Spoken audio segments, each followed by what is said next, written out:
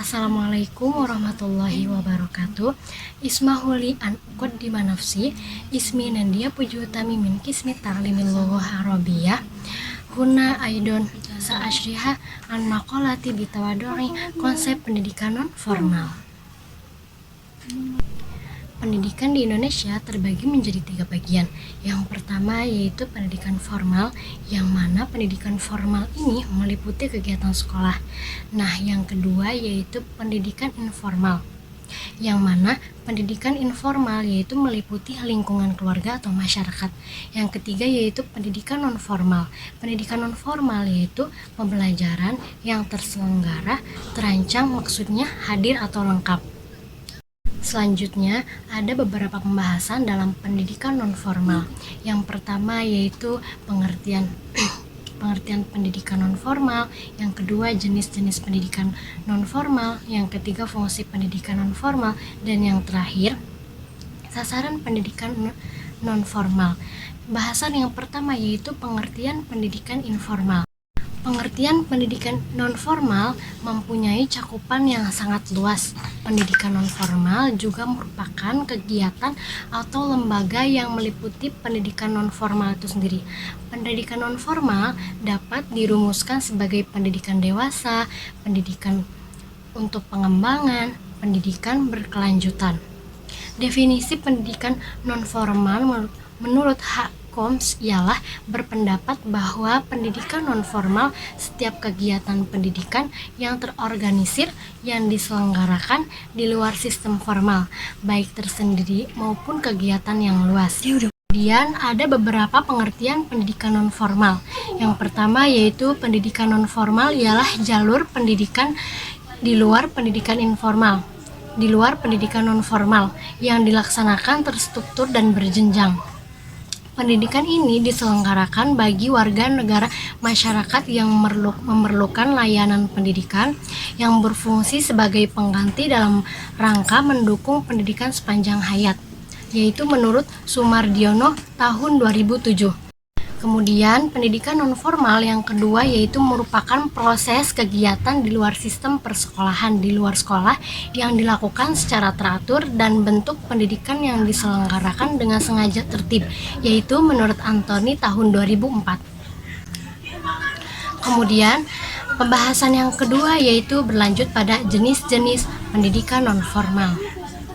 Jenis-jenis pendidikan non-formal ini meliputi yang pertama yaitu pendidikan keaksaraan, yang kedua yaitu pendidikan vokasional, yang ketiga yaitu pendidikan kader, yang keempat yaitu pendidikan umum dan penyuluhan.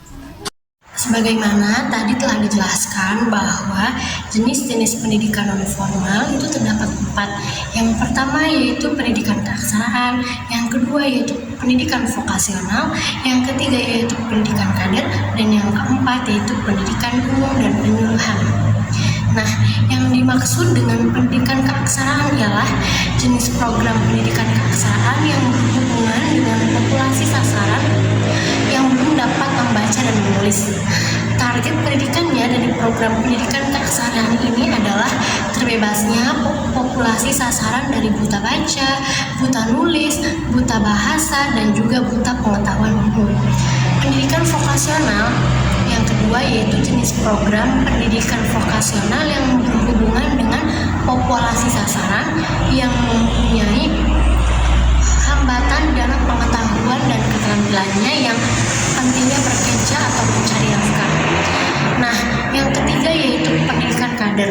Pendidikan kader ialah jenis program pendidikan yang berhubungan dengan populasi sasaran yang sedang atau bakal memangku jadi jabatan, baik jabatan kepemimpinan ataupun pengelola dari suatu bidang usaha di masyarakat, baik bidang usaha, bidang sosial ekonomi maupun sosial budaya.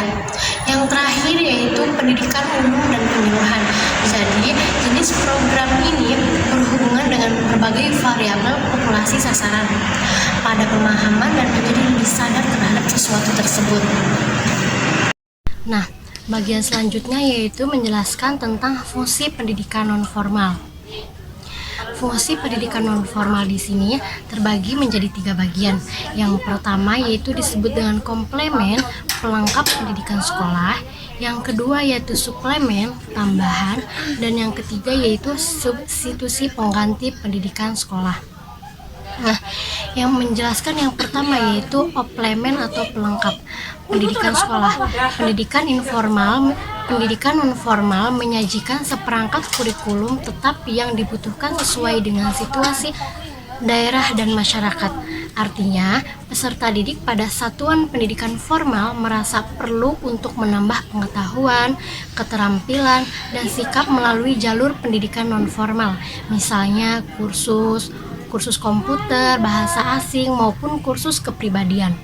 Kemudian yang kedua yaitu menjelaskan tentang suplemen atau tambahan. Pendidikan nonformal memberikan kesempatan pendidikan bagi mereka yang telah menamatkan jenjang pendidikan formal tetapi dalam tempat dan waktu berbeda. Artinya, apabila pengetahuan, keterampilan, dan sikap yang diperoleh peserta didik pada satuan pendidikan formal berasa belum memadai, maka ia dapat menambahnya melalui pendidikan nonformal, misalnya bimbingan, belajar, les privat. Kemudian yang terakhir yaitu substitusi atau pengganti pendidikan sekolah. Pendidikan nonformal dapat mengganti fungsi sekolah, terutama pada daerah-daerah yang belum dijangkau oleh program pendidikan. Artinya, apabila warga masyarakat tidak memiliki akses terhadap satuan pendidikan formal atau putus sekolah di DO dari pendidikan formal, maka ia dapat mengikuti melalui jalur nonformal. Pendidikan nonformal diselenggarakan bagi masyarakat yang memerlukan layanan pendidikan yang berfungsi sebagai pengganti, penambah, dan atau pelengkap pendidikan formal dalam rangka mendukung pendidikan sepanjang hayat. Pendidikan nonformal juga berfungsi mengembangkan potensi peserta didik dengan penekanan pada penguasaan, pengetahuan, dan keterampilan fungsional, serta pengembangan sikap dan kepribadian profesional. Atau tujuan pendidikan nonformal yang lainnya ialah untuk memperoleh keterampilan yang segera akan dipergunakan. Pendidikan nonformal menekankan pada belajar yang fungsional yang sesuai dengan kebutuhan dalam kehidupan peserta didik. Kemudian berpusat pada peserta didik dalam pendidikan nonformal dan belajar mandiri, serta peserta didik adalah pengambilan inisiatif dan mengontrol kegiatan belajarnya. Kemudian waktu penyelenggaraannya juga relatif singkat dan pada umumnya tidak berkesinambungan, menggunakan kurikulum kafetaria. Kurikulum bersifat fleksibel, dapat dimusyawarahkan secara terbuka dan banyak ditentukan oleh peserta didik. Kemudian juga menggunakan metode pembelajaran yang partisipasi dengan penekanan pada belajar mandiri. Hubungan pendidik dengan peserta didik bersifat mendatar. Pendidik adalah fasilitator, bukan menggurui. Hubungan di antara kedua pihak bersifat informal dan juga akrab. Peserta didik memandang fasilitator sebagai narasumber dan bukan sebagai instruktur. Penggunaan sumber-sumber lokal, mengingat sumber-sumber untuk pendidikan sangat langka, maka diusahakan sumber-sumber lokal digunakan seoptimal mungkin. Tadi kan sudah dijelaskan mengenai jenis-jenis pendidikan nonformal, fungsi-fungsi pendidikan nonformal, karakteristik pendidikan nonformal, tujuan pendidikan nonformal, dan sekarang ada satuan tentang pendidikan nonformal, yang ini diantaranya ialah Taman Kanak-kanak TK, Rodotul Atfal RA, Taman Pendidikan Al-Quran, Kelompok Bermain KB, Taman Bermain Kanak-kanak, Lembaga Kursus, Sanggar, Lembaga Pelatihan, Kelompok Belajar, Pusat Kegiatan Belajar Masyarakat, kemudian juga ada Majelis Taklim. Nah, pembahasan kita yang terakhir yaitu mengenai sasaran pendidikan nonformal. Jadi, sasaran pendidikan nonformal ialah diselenggarakan bagi masyarakat yang memerlukan layanan pendidikan yang berfungsi sebagai pengganti, penambah, atau pelengkap pendidikan formal dalam rangka mendukung sepanjang hayat. Nah, terkadang pendidikan non formal dapat berupa pendidikan tambahan di sekolah atau justru tidak memiliki kaitan sama sekali. Misalnya seperti pramuka yang merupakan kegiatan ekstrakurikuler adalah salah satu contoh pendidikan non formal yang menjadi pendidikan tambahan di sekolah formal. Yumkin ila hadza minni afwan summa afwan uzur maqala wala tangzur mangqala. Wassalamualaikum warahmatullahi wabarakatuh.